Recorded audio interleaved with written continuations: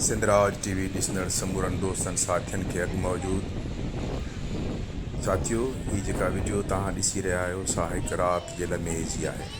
उहा राति जेका फितरत पारां आराम जे लाइ तख़लीक़ कई वई, पर इंसान जंहिंखे पंहिंजी तरक़ी जो जुनून ख़बर न आहे कहिड़े पासे वठियो वञे, तंहिं राति खे ॾींहुं करण जे चकर में छा हासिलु कयो आहे, छा विञायो आहे, तंहिंजो काथो करण लाइ को बि तयारु न आहे।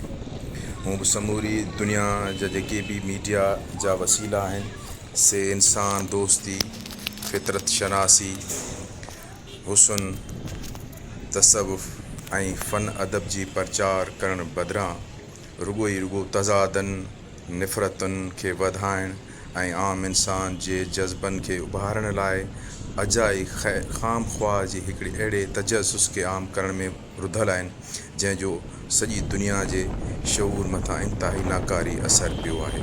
बज़ाहिर त समूरा इंसानी समाज जा शोबा ऐं उन्हनि जा माहिर लॻे ईअं थो त उहे मुस्तक़बिल जे लाइ काफ़ी परेशान आहिनि, पर सवाल इहो आहे त उन सॼी परेशानीअ जा कहिड़ा असर पिया आहिनि। जेकॾहिं ॾिठो वञे त इंसान खे रुगो शोर ऐं हुल ॾांहुं धिकियो वियो आहे।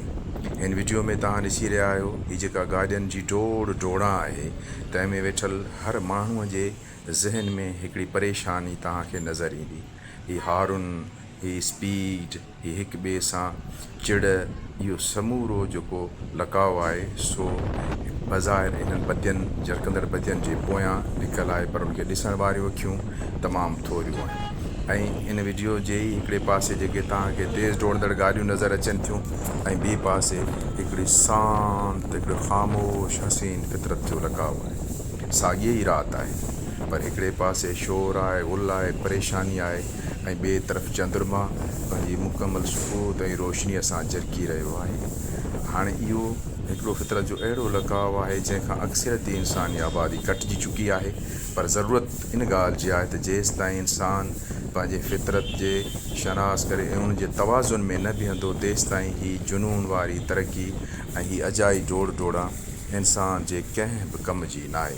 तंहिं करे पंहिंजे सिंधराज टीवी नेटवर्क जो इहो बुनियादी मक़सदु आहे त असीं पंहिंजे माण्हुनि खे समाज जे उन तवाज़ुन ॾांहुं वठी अचूं जिते हर कम जी पंहिंजी शिकिल ऐं नोयत खे सम्झंदे माण्हू पंहिंजे उन ज़िंदगीअ जे तवाज़ुन खे क़ाइमु रखी सघे। कम जे वक़्तु कम, पर उन सां गॾु फितरत जी हसीन लकाउनि जी आगाही बि लाज़मी हासिलु करे सघे त जीअं हुन जी ज़िंदगी कुझु सफल थी सघे। उमेदु आहे त तव्हांखे हीअ वीडियो पसंदि आई हूंदी। जेकर तव्हांखे पसंदि आई आहे त ज़रूरु शेयर कंदा।